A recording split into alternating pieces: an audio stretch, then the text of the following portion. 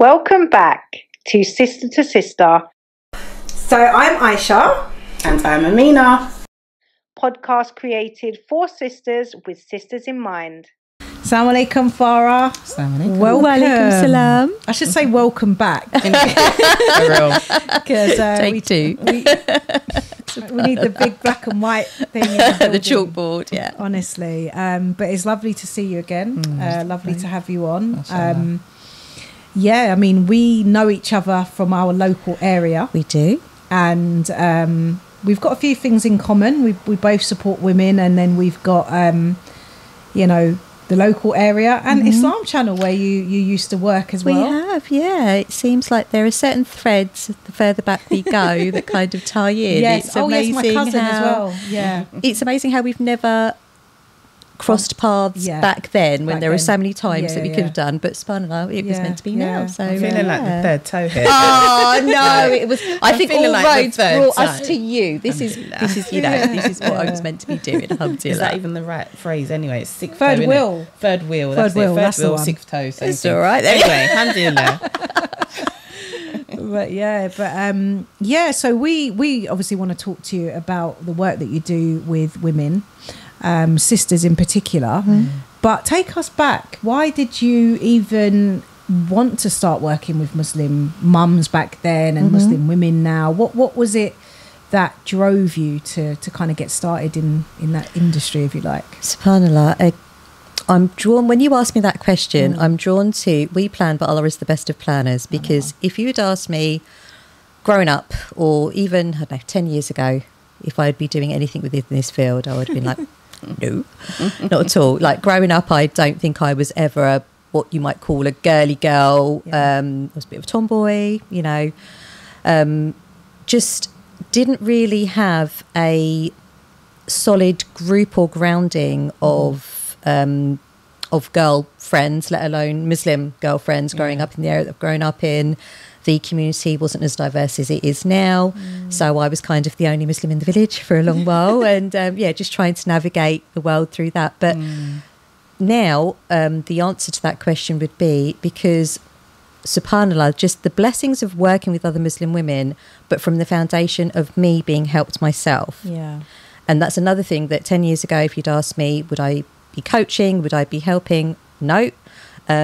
If you'd asked me 10 years ago, would I have ever thought that I would have needed help or enlisted help in that way? I would have been like, no. Yeah. So it's a bit of a surprise to me, but subhanAllah, again, we plan, but he is the best of planners. So I got into coaching, not intentionally, but through, I'd left my job working as cabin crew, and I had immense mum guilt because I was leaving my children. I had 3 at the time. I was pregnant with my last child and had incredible mum guilt. And so I thought, right, okay, I need to be at home with the kids. And so then I thought if I was just in the same time zone as the kids, I'd feel much better. Yeah. So I did. I left my job and subhanAllah, I became a stay-at-home mum. And it was not the happy Mary Poppins adventure I had in my mind. And that's what knocked me, that things weren't as I had expected them, and for a long time I fought against that. I thought that I was doing something wrong. I saw these amazing mums every single day parenting their kids, having it all, and I was thinking, what was wrong with me? And the more that I questioned myself, the less I was able to find real proper answers. There's just the more guilt I felt, and the more that things at home on paper from the outside looks lovely. Had lovely kids, lovely home, lovely husband, subhanAllah, everything should have been absolutely amazing, but in my mind it wasn't. So it took me a long time to actually realise that, first of all, that this was not, it didn't have to stay that way, that I could do something about it, but I wasn't sure what. And again, Allah subhanahu wa ta'ala sent me the help in the unlikeliest form of a life coach, which I never thought I would ever enlist the help of. And to go from feeling so bad about myself, so low, so ungrateful at one point, thinking I have everything I've ever made dua for, and yet I'm still miserable as sin. It was a tough place to be. And then going through a journey of helping me understand what was causing all of that, and seeing the world through the lens of abundance and plentifulness and blessings, and knowing that there's a plan for all of us. going from literally the dark to the light was an amazing experience. And I thought, if I can be helped.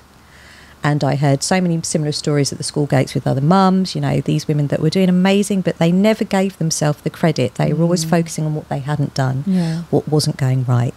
And so I thought, if I have changed and I have been through this journey, and I feel so much more connected to my kids, to my life, to my community, to Allah, that I could do that for others. So then I trained to become a life coach, and subhanAllah, I've been doing that for the last 5 years now, alhamdulillah. And I love the way in which this journey has not only helped me to reach out to other women that need my help, but it's also helped me to connect with other amazing Muslim women like yourself, mashallah, and in the community where we live, but also further afield. You know, the gift of the internet. You know, I've got clients all over the world now, subhanallah. So making me feel that I'm part of something a lot bigger than myself.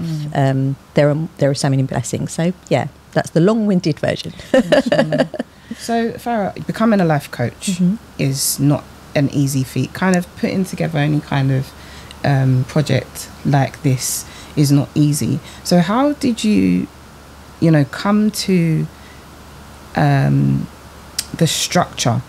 How did you put the structure together of what you wanted to use to aid women to be able to get through and get from A to B, essentially? Because what that looks like for most of us, I guess we could probably kind of like guess of a process that might apply to that.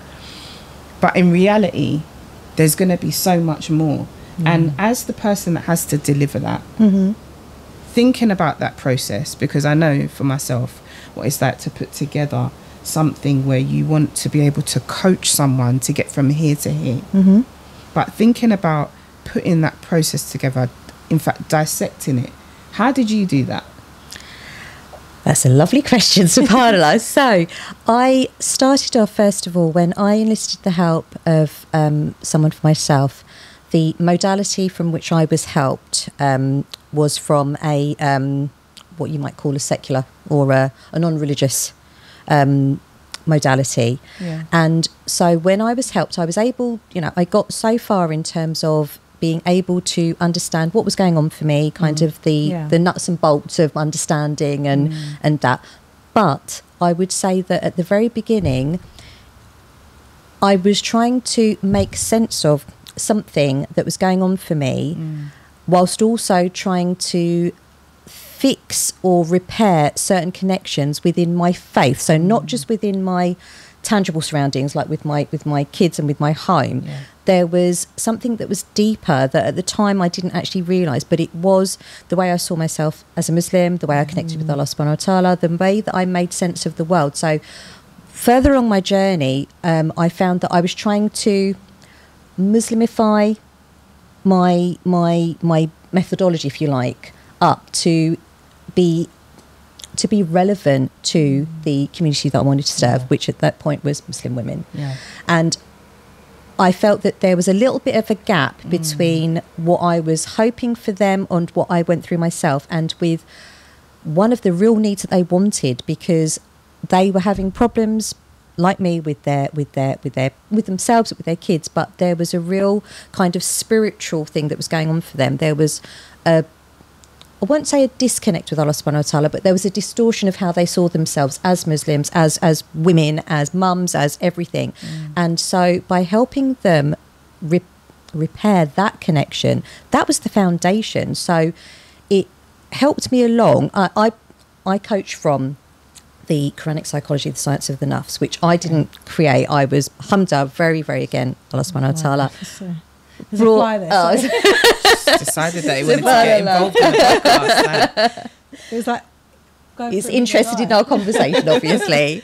I was introduced to the Quranic psychology, the science of the nafs, through the Muslim Life Coaching Institute, Abdul Shahid, who runs it. And it just seemed that when I heard him speak, everything then made sense. I wasn't having to kind of align who I was as a Muslim with who I was as a mum, as a woman, as a person living in England, as a person living in a non-Muslim society. I was able to make sense of who I was in incompletion of who I am. So by following the training and the amazing guidance and the coaching and the being given the tools and the techniques to be able to help others understand this understanding, putting together a coaching program became more about listening and understanding to what the person in front of me actually needed, and then helping them evolve their journey through that. So it wasn't so much what I wanted for them, it was me helping them actualize and realize what was needed and what was wanted by them through this process. So that takes the pressure off me, but puts the reliance firmly in Allah subhanahu wa ta'ala, which is, which he's in control of everything. So I'm more of a shepherd rather than a project manager. I'm not, it's more helping and guiding, bring out those innate tools that Allah subhanahu wa ta'ala has given us to create our journeys. And it's been it has been an amazing journey. Every time I speak to someone, every time I hear a woman's story, I learn something. So it's kind of, as you know, when you help others, you have a sense of helping yourself and you see something differently. And by coaching from this modality, I feel like I'm not having to put my own slant in it. Like I bring me obviously to it, but the foundation of it is from the Quran and the Sunnah. So that's what makes me feel really secure in that when I deliver that and when I help women find their way back to that inner peace for themselves. Yeah, and that makes sense because everybody's got their own situation. Absolutely, everybody's got their own journey, and so whatever structure you have, it has to be able to kind of, in any type of education or coaching, it has to be able to kind of mold to what that person's needs are. Most definitely. So that makes sense. And I think that's definitely something that is more needed in terms of how we approach things. Definitely. More looking at what does this person need from me. These are all of my key elements that I want them to receive, but for them to receive it,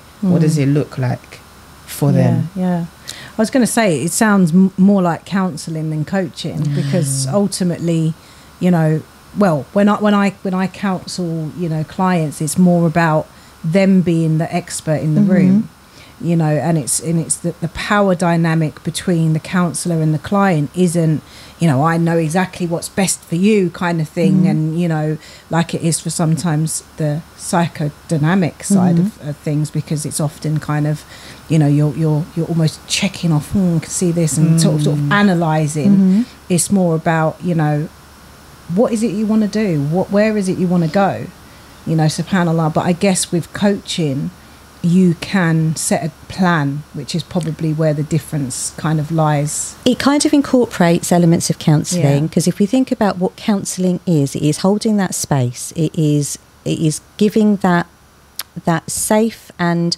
non-judgmental space for the other person to present themselves in whichever way they in that moment are presenting themselves to be.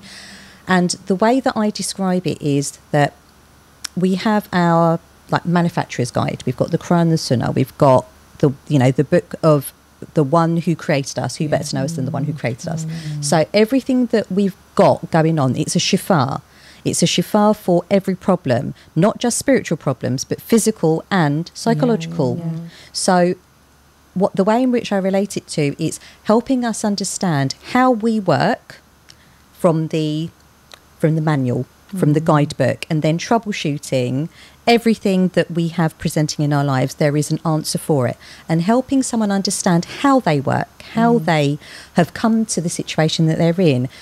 When you it's a bit like, I use this analogy with some of my clients, that if you're in your car and there's a light that goes on the dashboard, you take it to someone who knows about cars, so you would take it to a mechanic, but you wouldn't tell the mechanic, can you just turn that light off?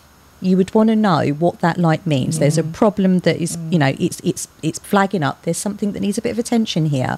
when he knows what that is, he can fix the problem. He can go to it, and the light will come off naturally. With us, what we do is we go around just dulling the lights. If we've got a headache, we take a couple of painkillers, dull the light.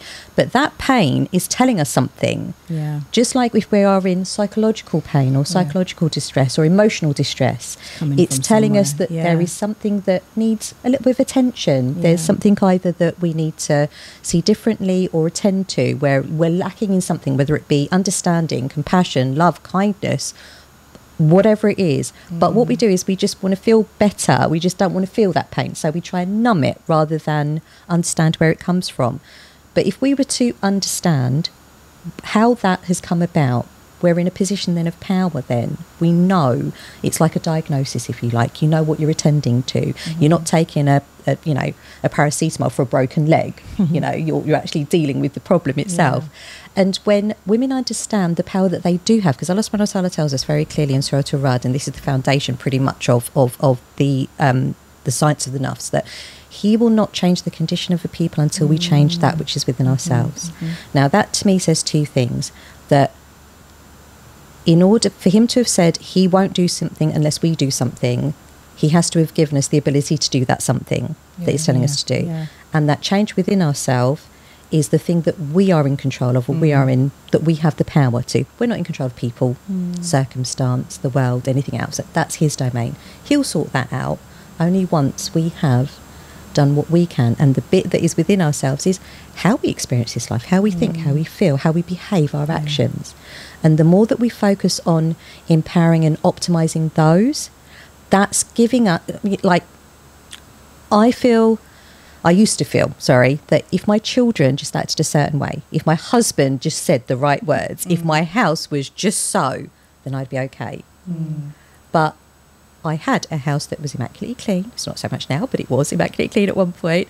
Husband's lovely, the kids were doing their thing, but I was still not okay, because within me there were these opinions and really dodgy beliefs that I held about myself. I had expectations of things should be just so.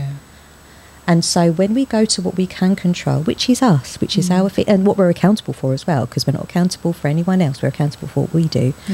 That gives me a sense of Allah subhanahu wa ta'ala, He will take care of everything else. I do my bit, and this is the bit I can do, and that makes me feel hopeful.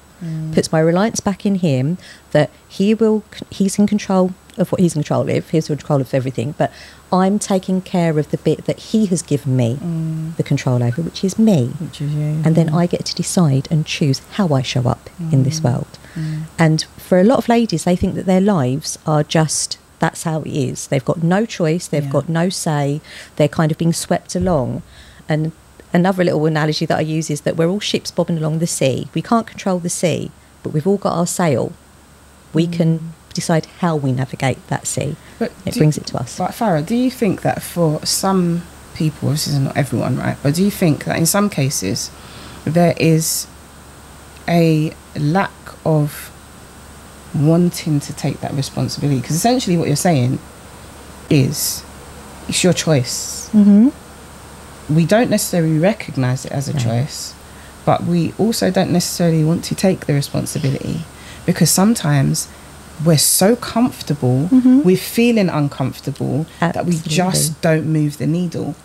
I think we was having a conversation earlier. I was talking to Aisha about a situation, and she basically said that at the end of the day, even if you get all of those things, it wasn't in response to myself, by the way, but even if all of those things are accumulated in the situation, like a nice house, a husband, a family. I was trying to think about what you meant, and then I realised all of those things you can have, but you won't necessarily feel any different just because you've accumulated all of these things. And it's recognizing that, because before you get all of those things, you're here and you're saying all of this stuff. But after you get all of those things, you're here and you're saying all of this stuff. When do you take the moment and acknowledge you have to take responsibility for how you feel? Because none of these things are going to change how you feel, and then essentially what you think about yourself. None of these things are going to change that. Do you reckon that a lot of women are just not moving the needle because they don't actually want to, and they haven't recognised that. Well, not a lot of people know this, because we've grown up thinking, okay, if I have X, Y, Z, then I'll be okay. Or when I have, or when I do, or when I achieve, or when that is the parameter of success or happiness or you know, comfortability, wherever it is. And that having a husband, having children, having a home only tells you what you think it tells you. Because there are loads of people that have, you know, a home, have a husband, have kids. They're not all experiencing the same. They're not all feeling the same. And exactly what you said when you were talking about, you know, the choice and the, you know, that responsibility, not wanting it. We have been, you know, we've grown up in society because no one teaches this at school.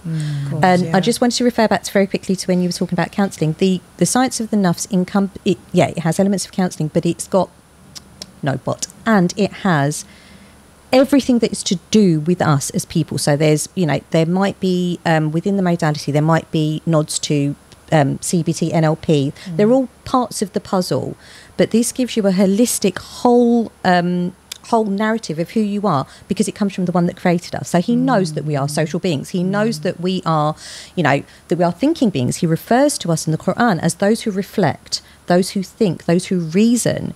And what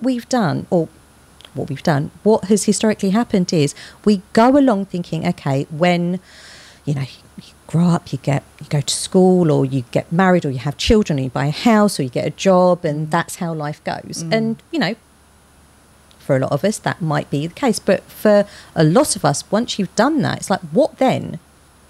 What happens then when you've got all of that? Unless you could feel happy not having any of that. You could feel happy but having all of that, but it's not because of that. It's because you chose to feel happy. Your happiness and your peace, and again referring back to Surah Al-Ra'd, verily in the remembrance of Allah, the dhikr of Allah, the hearts find rest. But remembrance is dhikr is commonly translated as remembrance, but to remember anything, it's to think. You've got to recall it to your mind. So in the thinking, in what you believe of Allah, if you have good beliefs about Allah subhanahu wa ta'ala, your heart is going to find that sukoon. If you believe him to be, you know, the guardian, the protector, the most compassionate, when you think of him through that lens, because we can't touch him, we can't see him, we can't feel him, so our experience of him is what we think of him. So what we think about, how we see the world, our lens, our perspective, is really important, because that gives us our experience. So if we've been used to thinking, okay, if I have this, this and this, then I'll be okay, then when you get it and you think, I'm not okay, what's going on here? Then, you know, what's wrong? Because you've looked at everything outside of you. The last place you've looked is here. So whether they want to or choose to, this is the journey that a lot of my ladies find themselves in, because for a long time they've felt not completely okay. I mean, you must know, before women come to you, they've probably gone through years, they've probably tried other things, they've probably talked themselves out of it, they've probably been told, oh, that doesn't work. So for them to have got in the room with you, or to have contacted you even, they're at a point where they're beginning to at least see that there is something that can be done. But to get to that point, again, that's a journey. And what we do is we kind of devolve or abdicate our responsibility. It's then the husband's fault, or the kid's fault, or my boss's fault. And whilst we're doing that, it means that we're not at fault. We're not taking that responsibility. Absolutely. I love that, because when I went into counselling about 10 years ago, and when I went in there, I was a new Muslim. And at that time, I really, really wanted to continue, and the only way I could see going forward was to do a degree. Now, when I was looking at doing a degree, I was like, this is riba. I cannot put myself forward and do this. And I was so disappointed, because I thought, subhanallah, and I was watching like some of my friends at the time that were going on to uni, and, you know, they'd already finished after a few years and all of that. And I kind of thought, I wonder why Allah isn't allowing me to do this at this time. 10 years on, when I went back to it, I was in a secure place, you know, married, and, you know, I have some support, have, you know, better company and companions and whatnot, and a bit more financially free. Do you know what I mean? Not completely, but a little bit more. Like, I can now afford to pay for the counselling. And I didn't, that's just the side of it, of kind of like the deen and the Islam and everything else, but then there was a big side of me that needed to go through the healing that I didn't even recognize back then. And sometimes we don't even pinpoint it, oh, this is wrong or that's wrong, or not even wrong, but I need to, like, Allah is the healer as well. I can't remember the name in Arabic. Ash-Shafi. Right? I need to be in a position where I'm Muslim first and then a counsellor. I'm Muslim first and then I'm going through my therapy. A lot of the time we're kind of like, oh, I just want to know. Like, as a Muslim woman or a man, we have to be strong in our foundation of Islam and our connection with Allah. Anything that happens to us is from Allah. Anything, you know, any way that we heal is from Allah. So I don't think I would have recognised that starting that journey then as a counsellor and as a client. So I totally resonate with that. And that verse in the Quran, one of my favourite verses. SubhanAllah, what a journey though. You know, Allah will not change the condition of a person until we change what's inside of ourselves. And it is about taking that step. And even if because I didn't know the depth of what I'd gone through, you know, I didn't know the depth of trauma or anything like that. It was a completely new world for me when I stepped into it. And, you know, there's each year that goes past and I'm still going through my healing journey. I'm like, wow, but you have to be willing to take that first step and just say, you know, I know something isn't right here. I know there's something going on. I might not 100% know what it is, but I'm willing to put my trust in Allah. Absolutely. And take that step and, you know, reach out to Farah or Amina or, you know, whoever it is that's offering these services, subhanAllah. And this, do you know what the thing is? It's so incumbent on us that when we say we're going to put our trust in Allah, that we do it without condition. You can't put conditions on Allah, because I feel like a lot of people will do, you know, they will say, okay, I'm going to put trust in Allah, but until it doesn't go my way, if it doesn't happen in this amount of time, then I'm not going to bother anymore. You know, I'm going to try, and then after that I'm not going to try anymore. But what you're essentially doing is saying, well, if Allah doesn't change this situation in this amount of time, then I've had enough. I'm not doing it anymore, because that's not how this works. Absolutely. That's not how this works. 10 years is a long time. Because you sat down and you said to yourself, why is Allah not doing this for me? Somebody else could have said, why is Allah not doing this for me, and given up. But you took that question, you said, well, subhanAllah, let me just continue to have faith in Allah and just keep doing what I'm doing, and inshallah something else will surface. A lot of people who find themselves in this place, it's like they completely give up on Allah. And then when they go back to relying on Allah, it's like, okay, and then it's not working, and they're getting upset. But you can't do have that. Patience. That taqwa is what I heard. That hope, that love, that fear, and that reliance upon Allah subhanahu wa ta'ala. And it is, I mean, I could rave about this all day long, subhanAllah. But when you understand, and when you have that, when you come to yourself, I mean, I know when I was born Muslim, raised Muslim, but I know the moment when I made that decision, when it felt like I am Muslim, that I'd made that decision, that it was a conscientious decision. It was like, oh, right, I'm Muslim, so I'm Muslim, so what does that mean for me? Okay, I'm going to pray. That's, you know, before I'd prayed before, but not regularly, astaghfirullah. But when it kind of, the penny dropped for me, from then on it was an active choice, and it was with the belief and the reliance that Allah subhanahu wa ta'ala has got me.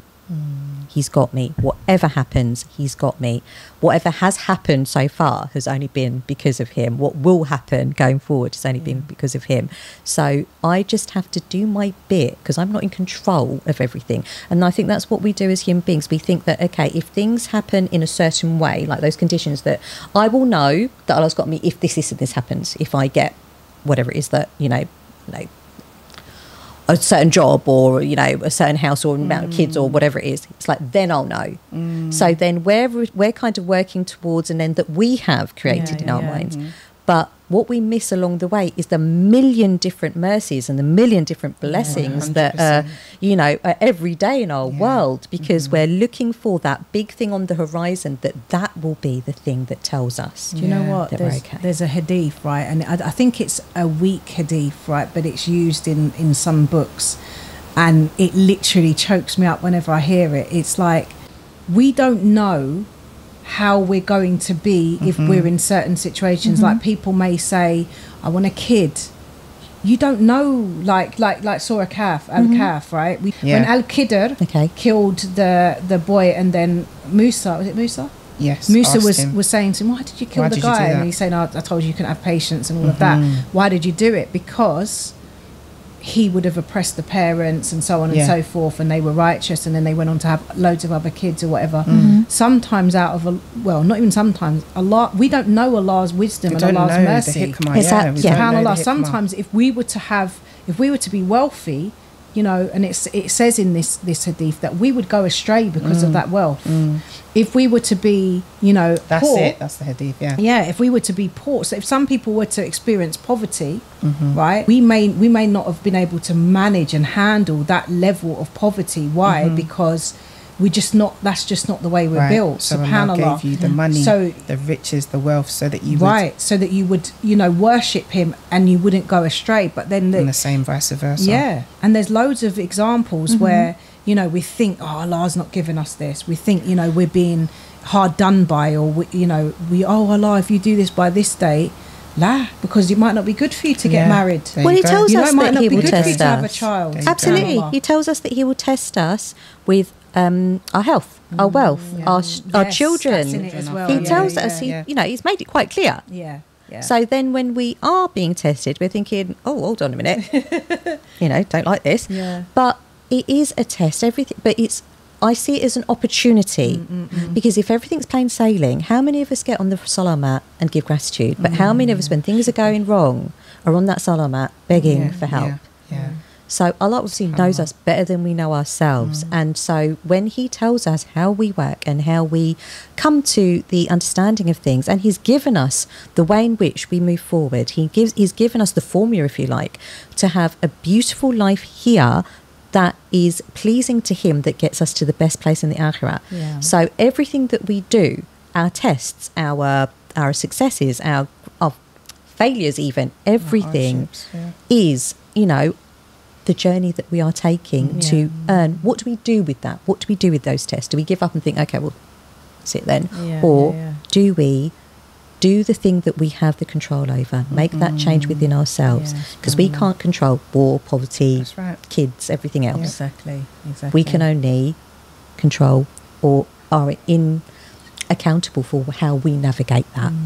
And subhanAllah, when we go to the power that we do have, again, for a lot of people, when they feel powerless, when they feel hopeless, when they feel that they have less, a lack of out of control time, energy, resources, choices, you take away someone's choice and it's like you've cut off their leg, subhanallah. But when you go to the choices that you do have, it brings back the power that Allah subhanahu wa ta'ala has given you. Okay, I can't control what is going on in the world, but I can control how I navigate it, my part in it. And for someone who has felt so hopeless, that for me was like, okay, mashallah, this is just amazing, because for such a long time I had felt, and I know that this resonates with a lot of the ladies that I've worked with. I've had ladies that have been in very difficult situations, in psychiatric units, have been sectioned, have been disowned by families, have been gone through a lot of hardships, and for them, the choice, they felt that this was it. They couldn't change things. That they were either being punished for something, or that it was their fault. And when you go to where their actual reliance and safety and security does come from, for some of them it was, okay, if my husband's happy with me, which is an old one, but if my husband's happy with me, then I'm all right. Okay, well, fine. But it's a bit like me feeding my child, and feeding them and feeding them and feeding them, but my stomach's still rumbling, and me wondering, why am I still hungry? Because I'm feeding them, I'm making them happy, and I'm doing everything for them, but I'm still not. You have to look after yourself. analogy. Analogy, Because yeah. what I was seeing was, you're this person that's surrounded yourself with all these ideas, which are your beliefs Yep. that you have about yourself. Oh, I can't achieve, I'm not this person until I've achieved this, until I've got this, until I've Yep. got this, I've got this. And all of that has been put there by the nails of expectation. Yep. Throughout your It's life. been nailed in yeah. place by these expectations that somebody else put there. Yeah, Somebody else put these expectations on you, and now you're saying, Yeah. I have to stay here, I can't. Or you put them on yourself. Yeah. Or you put, but Yeah. you put Based them off on, of- so based off Yeah. of, exactly. Yeah. You've added a few more in as you've gone on Yeah, along. absolutely. And you've Yeah, just you read kept something, saw yourself something, in. and added it to But Yeah. the whole time you're Read a book holding the somewhere hammer, or- you're yep. holding the pliers that you can Yep. take those nails Yeah, out, yeah. and you can actually Absolutely. walk out of there and say, actually, no, I've actually got a choice on how I want to feel. Yeah. And that's what I love about like what we all do. It's all about helping people. There's so many ways to skin a cat. You know, it's not for the lack of a better phrase, right? There's so many ways that, and I know you have coaches that don't like psychotherapists or counsellors, and counsellors that don't like coaches, or there's different type of therapists and so on and so forth. But I don't look at it like that. I look at it like there's lots and lots of ways and lots of things, and things work differently for other people. And we are individual tools for, like you said about the hammer and the nails and stuff. You can be a tool to hand that person the pliers or the hammer to help themselves. They may need pliers, they may need a hammer, they may need a screwdriver. Do you know what I mean? And you can hand them that tool and say, look, here you go. You're still doing it yourself. Allah's given you the abilities, given you the intellect to be able to navigate. But sometimes we just need someone to hand us that tool to Yes. say, here you go, let's get started. I You know? think, yeah, I think I think definitely it's first of all that understanding. I mean, I can hold my, if I was to bet anything, if I was a betting lady, I would bet my hijab that subhanallah, that this is the way, and that I will back that up 100% with, because I know it doesn't come from me, it comes from Allah. But on the, like my coaching colleagues, there are psychotherapists, there are counsellors, there are doctors, there are NLP practitioners, there are people from lots of different backgrounds and lots of different modalities, and they are lots of different parts of the puzzle, like, you know, with your NLP, with CBT, with lots, they're parts of the puzzle. SubhanAllah, this is the complete thing, because it, and I can say this with absolute mashallah 100% conviction, because it comes from the Quranic psychology of who we are. Yeah. It is the way, it is the deen. We were created to venture out into this world, to suss it all out through the intellect that we have, through the thing that Allah subhanahu wa ta'ala gave us that elevates us above all of his other creations, that gift of free will, the ability to make choices, to make decisions. And when we understand that, how we do that, but also aligning those decisions are not just, you know, just because we have free will, which we do, you know, we can do anything, but when we align that with what is pleasing with Allah subhanahu wa ta'ala, what is beneficial for us, what is beneficial for the people that we choose to have in our lives, whether it be our parents, our siblings, our children, our husbands, whoever it is, when we see ourselves as a complete human being, as a creation of Allah subhanahu wa ta'ala, and our purpose is obviously to worship him, all of those things that we have seen as tests, we have seen as problems, are an opportunity to earn his rewards, earn his blessings. I can, you know, even in the arguments with my eldest daughter, subhanAllah, about how to brush her hair in the morning, it's like a theme, it's like a scene out of The Exorcist sometimes. It's like, oh my word, please give me some sabr here, because, you know, I'm really She's a tired here. teenager now, But isn't it's an opportunity for me to do, I can't control her, but I can certainly control myself. And how I do that, I know that feeling. you know, oh yeah, I think every mum with a daughter with long hair is just, you know, Well, curly hair, I was the daughter with the subhanallah. long hair, so You I know. have the other side of Yes, me. I mean, I also remember the times as a kid with my dad who used to brush my hair, and just the Your dad thinking, used to brush your he, hair? bless him, mashallah, he could do the French plait. I can't even do French plait. bless him. Mashallah, my dad can do French plait. Used to do all of that. Alhamdulillah. But when we go to, again, how Mashallah, we, her dad is active. mashallah. He comes to the masjid and he waits outside for his wife, and he's like ready to go, and then he'll drop her off, bring her back, and he's SubhanAllah, I'm very, very blessed. Yes, he's like a little bald dad. He lives just around the corner from me. Alhamdulillah. But it's when we focus on what we can do, and I think slightly going off topic here, but when we get into our heads, it's usually about what we don't have control over, what we can't do. Yeah. And one of the things that you mentioned before about when we think we should have this or we should be doing that, or the expectation, I often ask my clients, what is enough? What is it? What is the point where you can say, this is, I am good enough, I am good enough at this, or I am good enough? They can't tell me. It's like this kind of ethereal, like twinkly dream in the fantasy. It's like they can tell me what they're not good at.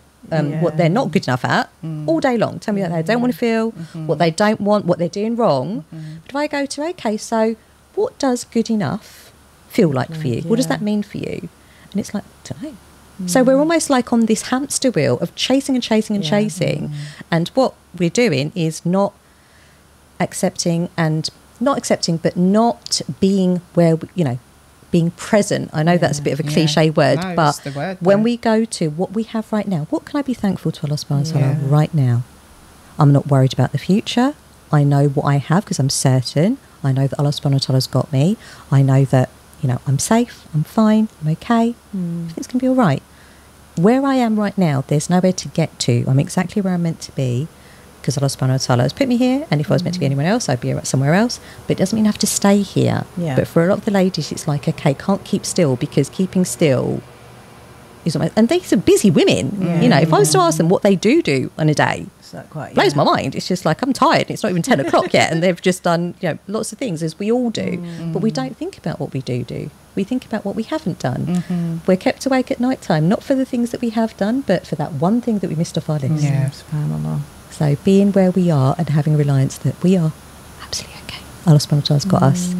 That was a game changer for me, subhanAllah. Yeah, that's an amazing point. And I think, gratitude is one of those things that once we, and it's easier said than done, because when we've been stuck in a certain mode with a certain mindset for such a long time, it takes some time to kind of get off that hamster wheel, you said, and slow the hamster wheel down a bit and get off and actually realize there's a whole rat pit out there that you can go in, your hamster pit out there, that you can go and roll around in, and it's not just that little wheel in your little view that you get stuck in. I think that's the first point, being aware that you can get off the hamster wheel. Self-awareness. That, and then going forward, like you said about the process, alhamdulillah, again, that's taking my ladies through that process. It's drawing on their experience, but it's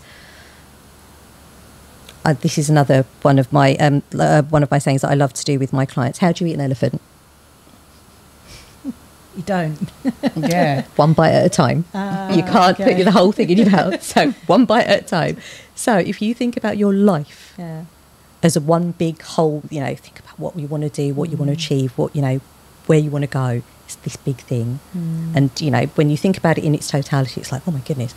But you dissect it into small steps. What can I do right now that will take me one step closer to the next step, that will take me one step closer to the next step, to where I want to be? So it's keeping you where you are right now and helping you focus on the ability that you have, the resources, the energy, the time, what is available to you right now, and then taking one step, building upon that and that and that. So that's the process that I take my clients through. It is one step at a time. And it's so funny because not so many people don't know how to look at it from that angle. No. I literally am one of those people.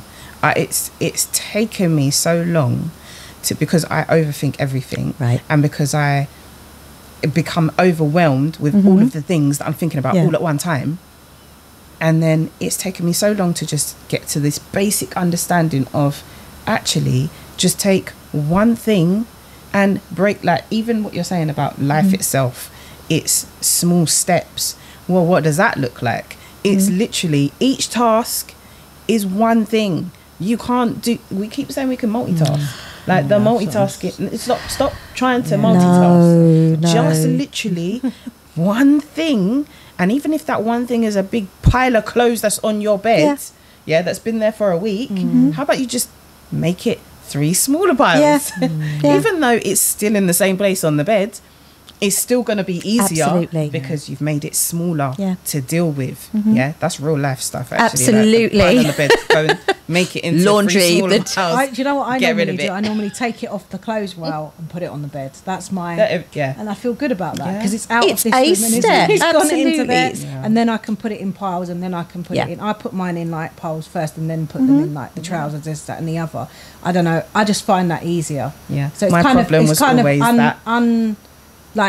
unconsciously just I don't really want to do this, so I'm going to do it slowly. But I didn't even know that it was like a thing. Until Amina said it, I was like, oh, I kind of do that. But no, the struggle is real when it comes to laundry. I don't put the clothes away until later.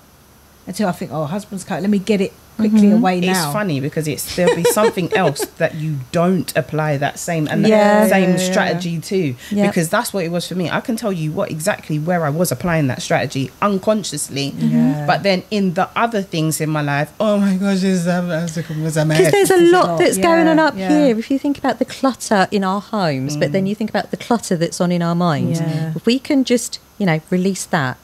And so keep the stuff obviously that we need, but ditch the stuff. There's loads of things that we knock around that we carry on a day-to-day basis. It's like picking up a bit of laundry to go in that basket. But if you think about your mind as a big laundry basket, it's like picking up, and then at the end of the day, overflowing. It's just absolutely. But Farah, just so that we can, kind of give the audience. Imagine if there is somebody who is literally watching this now, who is this person that is feeling all of these things that we've mentioned, doesn't know how to get going, and isn't even, that things are making sense, but they're still not quite sure, and they're still feeling the lowness and the doubt and the I'm not good enough. What would you say to them to help them to get to the place of self-awareness that we mentioned? What small thing will you say to them just to give them a push to get to that place of self-awareness so that they can actually start? Because that's ultimately what it is, isn't it? We mentioned it already, that having that self-awareness really is what's going to help you to get out of that that mess or that place that you're in. Let me not call it a mess, but that place, that situation. Okay. For the people that are out there thinking that they're not good enough, the awareness that they have about themselves right then is through the lens of not good enough. But when they look at who they really are, they're a creation of Allah subhanahu wa ta'ala. Allah subhanahu wa ta'ala decided in his infinite wisdom to put them in their bodies. I don't know what they were doing, twinkling before, but put their soul into their body, put their body into this earth right now. That they are already more than good enough. They are valuable, they are valued, they are worthy, because Allah subhanahu wa ta'ala does not make mistakes. He's put you here for a reason.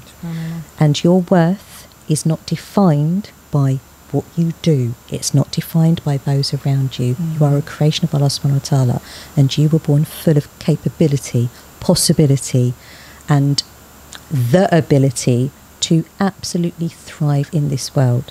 And when you have a truer sense of yourself, not through thinking of I'm not good enough, or I haven't done enough, or I haven't done this, when you take all of that away, you are a creation of Allah subhanahu wa ta'ala. You are phenomenal. And your journey is just starting. From that point, you are capable of anything.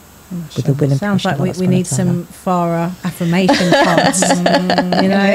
Allah has made you good enough. You're good enough. Yeah, I love it. And they're I don't intentional know if there beliefs. Is, They are Islamic ones. I don't know if there's Islamic. There probably is, but it sounds like affirmation cards. SubhanAllah, I'm not pooping them by any means. what I believe in more. We're not going to get but intentional beliefs about yourself. Intentional, good, serving beliefs. Again, going back to Allah subhanahu wa ta'ala is as his servant thinks of him. You're thinking about yourself, really important. And if you think about yourself as a creation of Allah subhanahu wa ta'ala, you are awesome. You are good enough. So as an intentional belief, I would say, go to what you know is true. You are a creation of Allah subhanahu wa ta'ala, and he has given you everything that you need. From that place, it's up. It's then bringing those gifts that he's given you out into the world in whichever way you decide and want to do them. Love that. It's a really, really nice reminder for us and for those Yeah, that are definitely. watching. But Farah, we are at the end. Oh, I know we could Been probably so lovely speaking to swing you. backwards and forwards. Definitely. But Jazakallah khairan, it's been a pleasure. It's Really been enjoyed amazing. having you. Yes, ma'am. Lot of Thank you fun. so much, ladies. It's been really, really lovely speaking with you. That's all from us on another episode of Sister to Sister. We really appreciate all of the love, all of your messages and feedback. But until next time, be kind, as you never know what battle someone is facing.